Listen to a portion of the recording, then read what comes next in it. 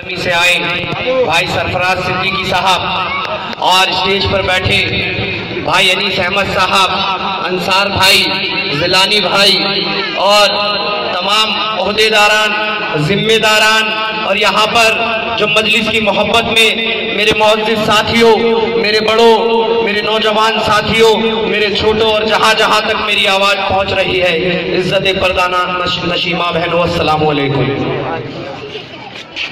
इस सिम की मचलती किरणों ने अब सूने सबे गम तोड़ दिया, जाग उठे हैं दीवाने, दुनिया को जगा के दम लेंगे। अब इस बज़ में जहां को महकाएंगे या खून में नहा के दम लेंगे। सोचा है असद अकबर ने अब हक तुमको दिलाना है, इज्जत से जिए तो जी लेंगे वरना जाम शहादत पी लेंगे, वरना जाम शहादत पी लेंगे। ये एक इंतखाबी जलसा रखा गया है और चुनाव का दौर है, इंतखाबात का दौर है, चुनाव का मैदान है। तमाम जमातें आपके बीच में हैं, तमाम पार्टियां आपके बीच में हैं, जो आपको रुझाने की कोशिश करेगी, आपको मनाने की कोशिश करेगी, आपको खुश करने की कोशिश करेगी, आपसे झूठे वादे करके जाएगी। लेकिन मेरे भाई, मजलिस इत्तेहादुल मुस्लिमीन ना आपसे झूठे वादे करने आई है, ना आपको मनाने आई है, ना आपको खुश करने आई है। मजलिस इत्तेहादुल मुस्लिमीन आपके हक और इंसाफ की बात करने आई है, आपके हुकूक की लड़ाई लड़ने आई है। फैसला आपको करना है कि आपको हक और इंसाफ का साथ देना है या इन जालिम हुक्मरानों का, जिन्होंने 70 साल से तुम्हें बदहाल कर दिया मेरे भाई। और मैं आपको बता रहा हूं, मैं अपनी बात शुरू करूं, मैं आपको थोड़ा पीछे ले चलता हूं कि जिहालतों का दौरा था, इंसान जुल्मो जबर में कैद था, इंसान फिरके जात बिरादरी में तकसीम दर तकसीम का शिकार था और जालिमों का जुल्म उरूज पर था। कहीं पानी पीना पिलाने पर झगड़ा तो कहीं घोड़ा आगे बढ़ाने पर झगड़ा। यूं ही रोज होती थी तकरार उनमें, यूं ही रोज चलती थी तलवार उनमें। लेकिन इंसानों को जुल्मो जबर से निजात दिलाने का फैसला हुआ, इंसानों के दुख कम करने का फैसला हुआ, इंसानों के दुखों पर मरहम लगाने का फैसला हुआ और मेरे आका अहमद मुस्तफा मोहम्मद मुस्तफा सल्लल्लाहु ताला अलैहि वसल्लम को भेजा गया और साथ में यह ऐलान कर दिया, वमा अरसलनाका इल्ला रहमतुल लिल आलमीन। तो मेरे भाई, हमें सरवरे कायनात की जात से अंधी और इश्क मोहब्बत तो है, लेकिन जो बात मैं आपके बीच में करने की कोशिश कर रहा हूं, जो बात मैं आपको बताने की कोशिश कर रहा हूं कि मेरे आका इंसानों के मर्ज को ठीक ठीक समझा और हल बताया कि लोगों, तुम में कोई छोटा या बड़ा नहीं, तुम में कोई आला या अदना नहीं, तुम में कोई अरबी या अरबी नहीं, तुम एक इंसान हो, एक आदम की औलाद हो और तुम सब भाई हो। क्योंकि मेरे आका खूब जानते थे कि फसाद की असल जड़ तकसीम दर तकसीम है, बेबुनियाद फकर है और एक दूसरे से नफरत है। इतना ही नहीं, मेरे आका ने अपनी जिद्दोजहद और मेहनत के जरिए एक ऐसा मुआशरा पैदा किया जहां अदलो इंसाफ का दौरा था। लेकिन मेरे भाई, आज वो अदलो इंसाफ का दौरा कहां गया? आज हमारे लोग ही फिरकों में बटे हुए हैं, तकसीम दर तकसीम का शिकार है, जात बिरादरी के नाम पर लड़ रहे हैं। तो बताओ, हमें इंसाफ कहां से मिलेगा मेरे भाई? जब आज आप लोग ही इकट्ठे नहीं हो पा रहे तो वो अदलो इंसाफ का दौरा कहां गया मेरे भाई? बताइए। मैं आपको बताना चाहता हूं, 70 साल हो गए हमारे इस मुल्क की आजादी को और 70 साल से हम इस हिंदुस्तान के वासी हैं। लेकिन आज कुछ लोग हमसे मुल्क की वफादारी का सर्टिफिकेट मांगते हैं, कहते हैं हमें हिंदुस्तान से मोहब्बत नहीं, हम पाकिस्तान चले जाएं। मेरे भाई, हमें हिंदुस्तान से कितनी मोहब्बत है मैं इन लोगों को बताना चाहता हूं। सुनो, हमसे ये पूछने वालों कि हमें हिंदुस्तान से मोहब्बत नहीं, जो ये आज अंग्रेजों की गुलामी करते थे, जो अंग्रेजों के पल्लू में बंधे थे, जो अंग्रेजों की मुखबरी करा करते थे, जो अंग्रेजों को माफीनामा भेजते थे, जिन्होंने महात्मा गांधी को मारा, वो आज हमसे मुल्क की वफादारी का सर्टिफिकेट मांगते हैं और कहते हैं कि हम मुल्क के वफादार नहीं। बताओ मेरे भाई, हमारी माँ बहनों की अस्मत लुटती रही और लोग तमाशा देखते रहे, फिर भी हमने कहा ये हमारा हिंदुस्तान है। हमारे भाइयों का खून बहता रहा, हमारी माँ बहनों की सुहागे उजड़ गई, लेकिन फिर भी हमने कहा ये हमारा हिंदुस्तान है। हमारे लोगों को मारा गया फसाद के नाम पर और लोग चुप्पी साधे रहे, फिर भी हमने कहा ये हमारा हिंदुस्तान है। कहीं गाय के नाम पर हमारा कत्लेआम हुआ और लोग तमाशा बनकर देखते रहे, लेकिन फिर भी हमने कहा ये हमारा हिंदुस्तान है। कहीं हमारे शरीयत को बदलने की बातें हो रही थी, लेकिन लोग लोग चुप्पी साधे बैठे थे, फिर भी हमने कहा ये हमारा हिंदुस्तान है। कभी मजहब के नाम पर हमारे ईमान को और लोगों ने खामोशी साधी, फिर भी हमने कहा यह हमारा हिंदुस्तान है। अरे कभी गुजरात में हमारे लोगों को काटा गया, फिर भी हमने कहा यह हमारा हिंदुस्तान है। कभी मुजफ्फरनगर में हमारे घरों को उजाड़ा गया, फिर भी हमने कहा यह हमारा हिंदुस्तान है। कभी मुंबई में हमें लूटा गया, फिर भी हमने कहा यह हमारा हिंदुस्तान है। कभी मलियाना में हमारा कत्ल हुआ, फिर भी हमने कहा यह हमारा हिंदुस्तान है। कभी सहारनपुर में हमारे भाइयों का खून बहा, फिर भी हमने कहा यह हमारा हिंदुस्तान है। कभी अहमदाबाद में हमारे घरों को जलाया गया, फिर भी हमने कहा यह हमारा हिंदुस्तान है। अरे जुल्म सितम करने वालों, तुम हमसे मुल्क की वफादारी का सर्टिफिकेट मांग रहे हो, हम तुम्हारे जुल्म सितम को सहते रहे और फिर भी हमने कहा यह हमारा हिंदुस्तान है। मैं आज तुम्हें बताता हूं कि मुल्क के वफादार हम कहां से नहीं मेरे भाई। जब हमारा देश इन गोरे अंग्रेजों का गुलाम था, वो गोरे अंग्रेज तो तन के तो गोरे थे मेरे भाई, लेकिन मन के बहुत काले थे। जब इन गोरे अंग्रेजों के हाथ हमारा देश गुलाम था, आज यहाँ पर बैठे हैं ये दाढ़ी वाले, ये टोपी वाले, ये कुरान को पढ़ाने वाले, ये मस्जिदों में नमाज को पढ़ाने वाले, मदरसों में बच्चों को तालीम देने वाले, जो आज ये लोग इन्हें दूसरे नजरिए से देखते हैं, ये मीडिया इन्हें दूसरे नजरिए से देखती है। मैं आपको बताता हूँ, यही दाढ़ी वाले, यही टोपी वाले, यही कुरान को पढ़ाने वाले, यही मस्जिदों में नमाज को पढ़ाने वाले, यही मदरसों में तालीम देने वाले, इन लोगों ने उस वक्त फतवा जारी कर दिया था। फतवा जो आज मीडिया फतवा फतवा चिल्लाती है, मेरे भाई फतवा वो होता है जो हमारे उलमाओं ने दे दिया तो समझो दे दिया। उन्होंने फतवा जारी कर दिया था कि सुनो मुसलमानों, जिस तरीके से तुम्हें रमजानों में रोजा फर्ज है, जिस तरीके से दिन में 5 वक्त नमाज फर्ज है, जिस तरीके से तुम्हारे लिए ज़कात फर्ज है, इसी तरह तुम्हें इन अंग्रेजों को मारना फर्ज है और इन अंग्रेजों को देश से निकालना फर्ज है। और आज ये लोग हमसे मुल्क की वफादारी का सर्टिफिकेट मांगते हैं। जब इन गोरे अंग्रेजों को पता चला कि उलमाओं ने फतवा दे दिया है, तो इन गोरे अंग्रेजों ने इन दाढ़ी वाले को, इन टोपी वाले को, कुरान को पढ़ाने वाले को, मस्जिदों में नमाज को पढ़ाने वाले को, इन तालीम देने वाले को घरों से निकालना शुरू कर दिया और सूली पर लटकाना शुरू कर दिया। मेरे भाई खुदा की कसम, अगर हिंदुस्तान की सच्ची तारीख पढ़ोगे, सच्ची तारीख यह कहती है कि दिल्ली के लाल किले से लेकर पेशावर तक कोई ऐसा पेड़ न था कि जहां पर दाढ़ी और टोपी वाला लटका ना था मेरे भाई। और आज ये हमसे मुल्क की वफादारी का सर्टिफिकेट मांग रहे हैं। मजलिस इत्तेहादुल मुस्लिमीन आई है एक आवाज बनकर। मेरे भाई आज ये लोग कहते हैं कि मजलिस इत्तेहादुल मुस्लिमीन किस लिए आई है। अरे मजलिस इत्तेहादुल मुस्लिमीन आपकी आवाज बनने आई है और इन ताकतों को जो हमसे मुल्क की वफादारी का सर्टिफिकेट मांगते हैं, इनको ये जवाब देने आई है कि देखो मुल्क के लिए हमने कितनी कुर्बानियां दी। आज ये लोग कहते हैं कि हम दहशतगर्द हैं, हम मुल्क के वफादार नहीं। अरे मैं अल्लाह का लाख लाख शुक्र अदा करता हूं मेरे भाई, जिन्होंने हमें सहाबा इकराम की गुलामी नसीब फरमाई। मैं किसी मजहब या किसी बिरादरी के खिलाफ नहीं, मैं किसी जात या पात के खिलाफ नहीं, मैं किसी बिरादरी के खिलाफ नहीं, लेकिन मैं अपने हक की बात कर रहा हूं मेरे भाई। अगर हक की बात करना गुनाह है तो यह गुनाह मैं हमेशा करता रहूंगा। और मैं आपको बता रहा हूं जो आज ये लोग हमें दहशतगर्द कहते हैं, अरे मैं अल्लाह का लाख लाख शुक्र अदा करता हूं जिन्होंने हमें सहाबा इकराम की गुलामी नसीब फरमाई।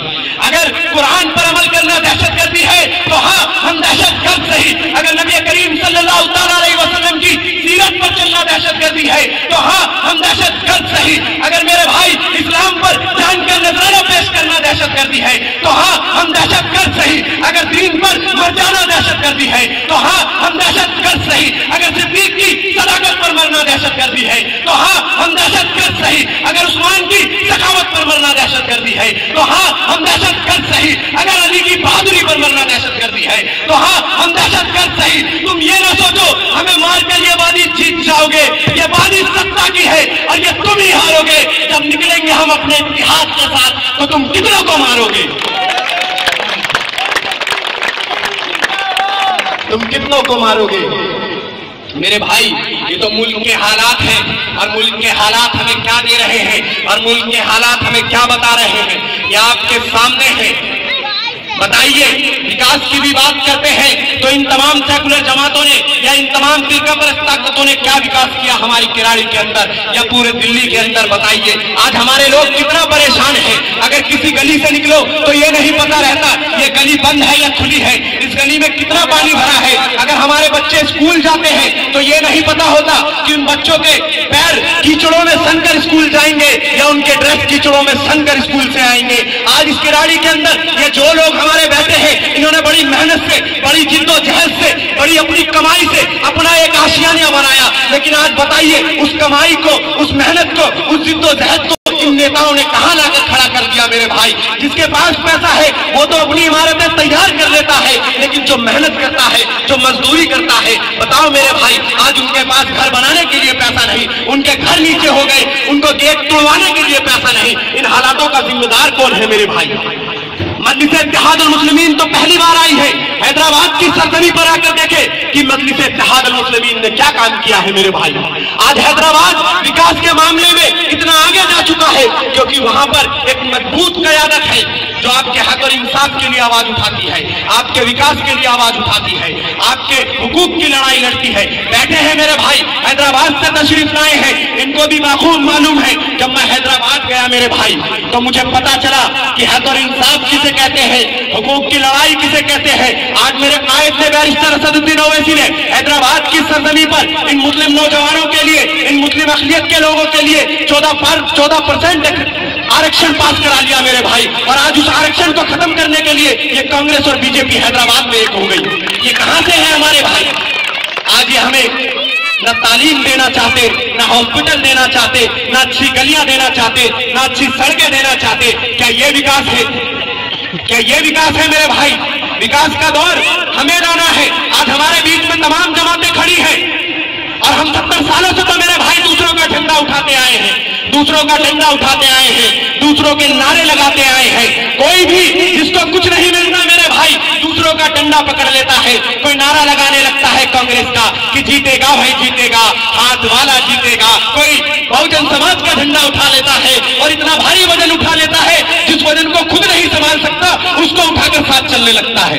अगर उसने पैर रख दिया ना मेरे भाई, उसने पैर रख दिया तो दूसरे पैर की भी जरूरत नहीं पड़ेगी। तो बहुजन समाज का झंडा उठा लेता है और नारे लगाने लगता है जीतेगा भाई जीतेगा, हाथी वाला जीतेगा। कोई फूल का झंडा, कोई साइकिल का झंडा, कोई मेरे भाई किसी का झंडा। तमाम 70 सालों से दूसरों का झंडा उठाते आए हो मेरे भाई, दूसरों का नारा लगाते आए हो।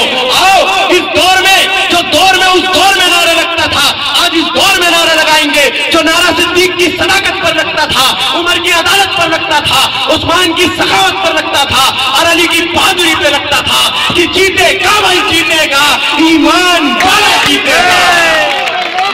मैं लगाऊंगा नारा मेरे भाई, एक एक हाथ खड़ा करके बताना कौन ईमान वाला है।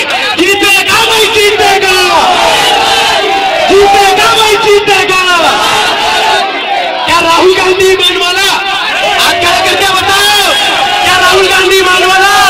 क्या मायावती ईमान वाली? क्या मोदी ईमान वाला? क्या मुलायम ईमान वाला? कौन ईमान वाला? कौन ईमान वाला? मेरा कायद बैरिस्टर असदुद्दीन ओवैसी ईमान वाला, अकबरुद्दीन ओवैसी ईमान वाला और हम सब ईमान वाले। तो नारा लगाओ मेरे भाई, जरूरत है और लगाएंगे, कोई नहीं रोक सकता। आज मुल्क के हालात मुझे मायूस कर रहे हैं मेरे भाई और मेरी जज्बों की उमंगें मेरे कौम के मुस्तकबिल को सोचने पर मजबूर कर रही है। मैं खुद से सवाल करता हूं, क्या मैं अपनी कौम के मुस्तकबिल को बदल सकूंगा? क्या मैं अपने कौम के मुस्तकबिल को फिर से तामीर कर सकूंगा? तो मुझे ये जवाब मिलता है, मैं कैसे बदलूं अपने कौम के मुस्तकबिल को जब हमारे लोग ही हमारे दुश्मन बने हुए हैं, जब हमारे लोग ही फिरकों और बिरादरी को लेकर लड़ रहे हैं और सबसे बढ़कर अल्लाह और उसके रसूल पर यकीन रखने के बजाय ये लोग दुनियावी ताकत पर यकीन रखते हैं मेरे भाई। तो बताइए कैसे बदलेगा कौम का मुस्तकबिल? जब तक आप लोग इत्तेहाद नहीं लाओगे, जब तक आप लोग इरादा नहीं बनाओगे मेरे भाई, हमारे कौम का मुस्तकबिल इसी तरीके से उजाड़ा जाएगा, इसी तरीके से तबाह व बर्बाद कर दिया जाएगा। बताइए कांग्रेस की दौरे इख्तियार में कांग्रेस ने 60 साल हुकूमत करा मुल्क के अंदर। अगर कांग्रेस की दौरे इख्तियार देखी जाए तो मेरे भाई आज ये लोग जो हमारे से वोटों की भीख मांग रहे हैं कि कांग्रेस ने तुम्हारा साथ दिया है, कांग्रेस तुम्हारे लिए खड़ी है। अगर कांग्रेस वालों तुमने हमारा साथ दिया तो बताओ मुल्क के 50,000 फसादात किसने कराए? मलियाना में दंगे किसने कराए? सहारनपुर में हमें किसने लूटा? हैदराबाद में हमें किसने मारा? मुंबई में हमें किसने लूटा? ये कांग्रेस पार्टी थी मेरे भाई जिसने हमारे मुस्तकबिल को उजाड़ कर रख दिया, हमारे नस्लों के मुस्तकबिल को उजाड़ कर रख दिया। इस कांग्रेस ने हमें बर्बाद किया है मेरे भाई। अगर इतिहास उठाकर देखोगे मेरे भाई तो ये कांग्रेस पार्टी दौर इख्तियार में थी, नहीं तो कोई माई का देना नहीं था। अगर कांग्रेस नहीं चाहती, कांग्रेस की हुकूमत थी, अगर कोई कांग्रेस नहीं चाहती तो कोई माई का देना नहीं था जो बाबरी मस्जिद को शहीद कर देता मेरे भाई। ये कांग्रेस थी जो चाहती थी फिरका परस्त ताकत तुम पर जुल्म करे और तुम इसका दामन पकड़ कर चलो, तुम इनके पीछे चलो, इनके पल्लू में बंधे रहो। और ये आज कांग्रेस वाले आते हैं और हमें डर दिखाते हैं बीजेपी का, मोदी का, कि अरे मेरे भाई बीजेपी आ जाएगा, मोदी आ जाएगा, ईमान खतरे में, इस्लाम खतरे में, एक हो जाओ। नहीं मेरे भाई, ना हमारा इस्लाम उस वक्त खतरे में था, ना इस वक्त खतरे में है, ना हमारा ईमान उस वक्त खतरे में था, ना हमारा ईमान इस वक्त खतरे में है। असल मायने में इन दलालों की दुकान खतरे में है मेरे भाई, इन दलालों की दुकान खतरे में है। और इस वक्त आ चुका है, लगा दो इन दलालों के शटर पे ताला और गिरा दो इस शटर को और बता दो कि मजलिस इत्तेहादुल मुस्लिमीन आ गई है दलालों तुम्हारी दलाली खत्म करने के लिए, और अब विकास होगा। मैं मजहब की बात कर रहा हूं मेरे भाई, मेरी आवाज जहां तक जा रही है मेरे हिंदू भाई भी सुन रहे होंगे, मुस्लिम भाई भी सुन रहे होंगे। मैं किसी मजहब के खिलाफ नहीं बोल रहा, मैं किसी बिरादरी के खिलाफ नहीं बोल रहा मेरे भाई। ये जो जुल्म सितम हमारे साथ हुआ है मैं उसके खिलाफ बोल रहा हूं। जुल्म सितम करने वाले ये समाज के लोग नहीं होते, ये समाज के लोग नहीं होते, ये नेता और ये नाम निहाल ठेकेदार जो हमारे नारे भरते हैं, जो हमारे वोटों से तकसीम होकर ये हुक्मरान बनते हैं, इन्होंने हमें बर्बाद किया है मेरे भाई। आज भाईचारा वही है, लेकिन जब ये फिरका परस्त ताकतें आती हैं तो हमें लूट कर ले जाती हैं, हमारी बस्तियां जला देती हैं, हमारी बस्तियों को बर्बाद कर देती हैं। आज आए हैं हाथी का झंडा लेके, इनसे सवाल करो तुमसे वोट मांगने आए हाथी वाला।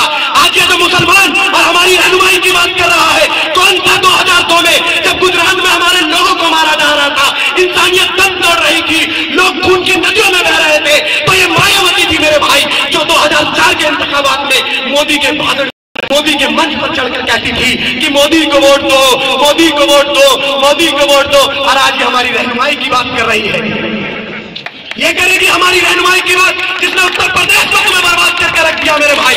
आज ये लोग रहनुमाई की बात करते हैं, क्या किया है इन्होंने हमारे लिए बताओ। हमारे लोग जब मुजफ्फरनगर उजड़ रहा था, मुजफ्फरनगर में हमारे लोगों का कत्ल हो रहा था, हमारे बच्चों को मारा जा रहा था, हमारी मां बहनों की आत्मा लूटी जा रही थी, तो कहां थे ये नाम निहाल ठेकेदार जो सेकुलरिज्म का नारा भर रहे थे? क्यों नहीं मुजफ्फरनगर में हमारे लोगों को बचाया? क्यों नहीं उन उजड़ते घरों को संवारा? आज ये हमारी ठेकेदारी की बात करते हैं। कहां गए मेरे भाई? अरे पहचानो मेरे भाई, पहचानो, तुम वफा वाले हो, मुस्तफा वाले हो, मोमिन हो, खुदा वाले हो, और कुफ्र दम तोड़ देगी टूटी हुई शमशीर के साथ अगर तुम निकल जाओगे नाराए तकबीर के साथ। अगर तुम निकल जाओगे नाराए तकबीर के साथ, ये खामोश मुताजी तुम्हें जीने नहीं देगी। इस जमाने में जीना है तो कोहराम मचा दो। आओ मेरी आवाज के साथ एक आवाज मिला दो, और मेरे भाई एक एक हाथ खड़े कर कर वो नारा लगाना, बताना किराड़ी में मजलिस किस लिए आई है। एक एक हाथ खड़ा करके नारे तकबीर, नारे तकबीर, नारे रिसालत, नारे रिसालत। यही जज्बा चाहिए मेरे भाई, यही जज्बा। हम आपके लिए आए हैं, आपके इत्तेहाद के लिए आए हैं। आज आपका ये बच्चा आपके इलाके में बड़ा हुआ, आपके इलाके में पला, पूरे हिंदुस्तान में इत्तेहाद की झोली फैला रहा हूं मेरे भाई। आज आप लोगों के बीच में भी मैं इत्तेहाद की झोली फैला रहा हूं। भरोगे मेरी झोली को इत्तेहाद से? आप मेरे भाई वादा करना, पीछे वाले भाई भी सुन रहे हैं, वादा करना भरोगे इत्तेहाद की झोली से? कोई जीते कोई हारे, वोट किसको दोगे? किसको दोगे? वोट में पतंग को वोट देना मेरे भाई, पतंग को वोट देना।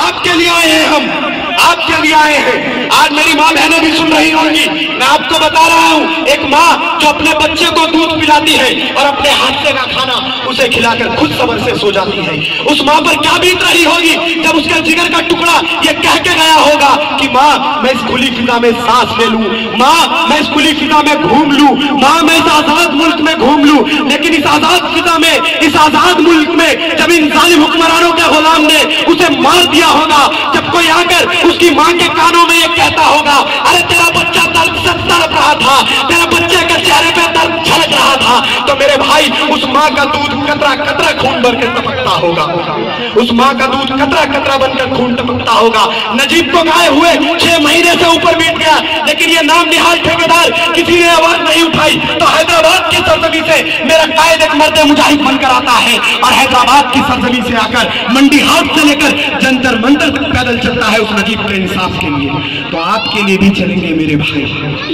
आपके इंसाफ के लिए भी चलेंगे। बताइए, मैं किराड़ी की बात कर रहा हूं, मैं हिंदुस्तान की छोड़ो, मैं दिल्ली की छोड़ो, मैं इस किराड़ी की बात कर रहा हूं। किराड़ी के अंदर मस्जिदों से उलमाओं को निकालकर पीट पीट कर मार दिया जाता है। तो कौन सा नाम निहाल ठेकेदार था जिसने इंसाफ दिला दिया? आज इस किराड़ी के अंदर कुर्बानी के नाम पर हमारे लोगों को मारा जाता है, कचरा फेंकते जाते हैं तो उनको लहूलुहान कर दिया जाता है। कौन सा नाम निहाल ठेकेदार था जिन्होंने तुम्हें इंसाफ दिला दिया?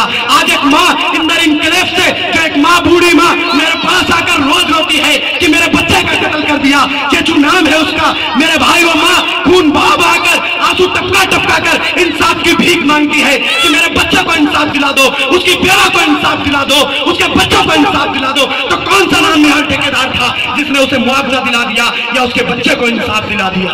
दिलाया किसी ने? हाथ खड़े करके बताओ, दिलाया किसी ने इस किराड़ी के अंदर? तो मेरे भाई कहां की रहनुमाई रह गई? क्या सिर्फ क्षेत्र का विकास ही सब कुछ होता है? क्या हमारे आबाओ अजदाद ने, हमारे आबाओ अजदाद ने जो ख्वाब देखे थे कि मुल्क आजाद हुआ है, अब हम लोग तरक्की करेंगे, हमारी नस्लें तरक्की करेंगे, हमारे लोग कामयाब होंगे, हमारे बच्चे पढ़ लिख कर अच्छे अच्छे अफसर बनेंगे, अच्छे अच्छे डॉक्टर बनेंगे। लेकिन मेरे भाई आज उन आबाओ अजदाद को ख्वाब कहीं साइकिल की दुकान में पंचर लगाते हैं वो ख्वाब, कहीं साइकिल की दुकान में पंचर लगाते हैं वो ख्वाब, तो कहीं पर छोटू की दुकान में चाय उठाते हैं वो ख्वाब, तो कहीं पर गाड़ियों की शॉप में औजार उठाते हैं वो ख्वाब। क्या ये ख्वाब देखा था हमारे आबाओ अजदाद ने कि हम इस बात पर जिएंगे कि हमारी आने वाली नस्लें ये काम करेंगी, पढ़ लिख कर अफसर नहीं बनेंगी, डॉक्टर नहीं बनेंगी? इन हालातों का जिम्मेदार कौन है मेरे भाई? हम 70 सालों से दूसरों को वोट देते आए हैं और इन तमाम सेकुलर जमातों ने जो हमें 70 सालों से लूट लिया है, आज इस हाल पर लाकर खड़ा कर दिया कि सच्चर कमेटी की रिपोर्ट आती है, कुंडू कमेटी की रिपोर्ट आती है, महमूदुर रहमान कमेटी की रिपोर्ट आती है, गोपाल सिंह कमीशन की रिपोर्ट आती है, तो यही कहती है कि हिंदुस्तान में रहने वाली सबसे बड़ी अक़लियत मुसलमान जो 25 करोड़ की आबादी में है, आज वो दलितों से भी बदतर जिंदगी जी रहा है मेरे भाई। क्या ये ख्वाब देखे थे हमारे आबाओ अजदाद ने? क्या इसकी लड़ाई लड़ी थी? क्या 1.5 लाख की जान की कुर्बानियां हमारे उलमाओं ने इसलिए दी थी कि आज हम ये ख्वाब हमारे इस तरीके से टूटते बिखरते नजर आए? मेरे भाई वक्त कम है, मैं बोलना शुरू करूंगा तो न जाने क्या बोल जाऊं और कितना बोल जाऊं। मेरे भाई हैदराबाद की सरजमी से आए हैं, मैं माफी चाहता हूं, मैं थोड़ा ज्यादा बोला, लेकिन अभी भी मेरे जज्बात रुक नहीं रहे मेरे भाई। लेकिन इंशाअल्लाह इस करारी के अंदर जहां जहां प्रोग्राम होगा आप सबको दावत है, आप सब आओगे मेरे भाई, और हैदराबाद के लोग भी आएंगे, आप सुनोगे, आओगे हर प्रोग्राम में, आओगे, वोट दोगे पतंग को, दोगे? एक एक हाथ खड़े करके बोलो मेरे भाई, ये मैंने क्या बोला? मजलिस शेरों की जमात है, डरने और घबराने वालों की नहीं, मजलिस शेरों की जमात है। पतंग को वोट देना मेरे भाई। और मैं जाते जाते अपने इन 2 अल्फाजों से अपनी बात खत्म करते हुए जाता हूं कि मेरे ख्वाबों को छीना है किसी ने, मेरे ख्वाबों को छीना है किसी ने, मैं सबकी खामोशी पर मुस्तईन हूं, मेरे लहजे में सच का बातपन है और मैं अपनी कौम की जिंदा नस्ल हूं, जिंदा नस्ल हूं। बाखुदावाना अल्हम्दुलिल्लाहि रब्बिल आलमीन। और मैं बड़े जोरदार तालियों के साथ अपने बड़े भाई जो हैदराबाद की सरजमी से आए हैं, सरफराज सिद्दीकी साहब, आप तशरीफ लाए और आपको सुनने के लिए लोग बेकरार हैं, बहुत टाइम निकालकर आपको सुनने के लिए आए हैं, आपको सुनना चाहते हैं। आप आए और बताएं हैदराबाद की सरजमी और मजलिस इत्तेहादुल मुस्लिमीन चीज क्या है। जोरदार तालियों से भाई सरफराज सिद्दीकी साहब का इस्तकबाल करें।